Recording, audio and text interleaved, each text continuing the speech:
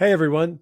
I was recently doing a podcast with someone and they talked about the use of CBT, a more of a general cognitive behavioral therapy for the treatment of OCD.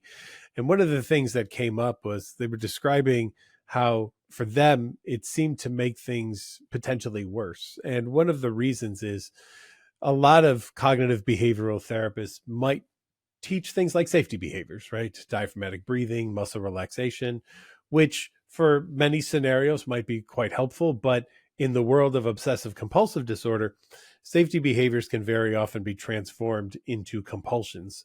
And it could really be one of the reasons why doing a more general CBT might not be the best treatment for obsessive compulsive disorder, and why we use exposure and response prevention therapy, because it really does help to eliminate those safety behaviors. So I'll show a little clip and you'll get an idea of what I'm talking about.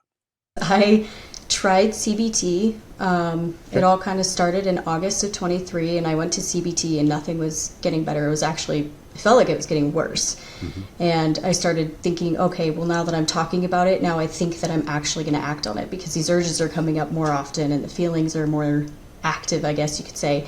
And so I started doing my own research of my symptoms and kind of what I was experiencing to make sure, because I thought I was going crazy and my therapist didn't see it. My therapist, she didn't even know about OCD actually. And she just, well, your thoughts are the same as a chair. They're inanimate, they don't mean anything. Just replace it with 4 or 5 positive ones.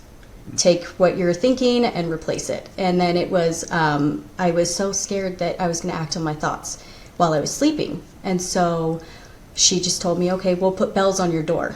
So that way when you open it, you hear the bells ring and it wakes you up. And so that fed my compulsions. And so it was a lot of, well, let's try this and let's try that. And I didn't realize that it was actually feeding my OCD and feeding those compulsions. Now that you've seen that, I hope that that makes some sense to everybody, right? I mean, I was trained in CBT. I love CBT. I use CBT all the time for a lot of the people that I see if I'm not working on obsessive compulsive disorder.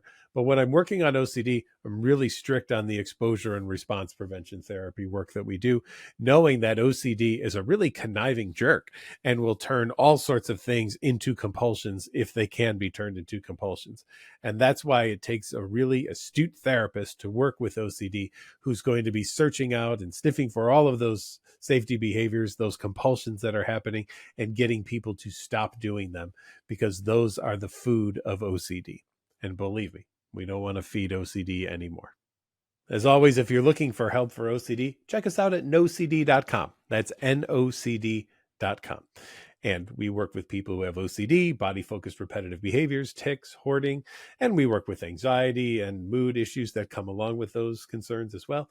And we also do our NOCD 411 sessions. If you're looking for information about OCD, it's not a therapy session, but maybe you have a friend or a family member who's suffering, might even be refusing treatment, have a sessions with us and let's just talk about some education and ideas of things that you can do to help intervene in those situations. Until next time, I hope it's a great week for you all.